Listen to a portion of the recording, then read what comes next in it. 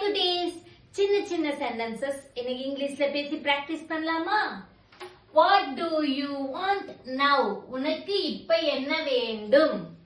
What do you want now? Throw it out. அத வெளியே தூக்கி போடு. Throw it out. Sorry for the late. தாமதத்திற்கு மன்னிக்கவும். Sorry for the late. I don't do this. நான் இதை செய்வதில்லை. I don't do this. Let me explain.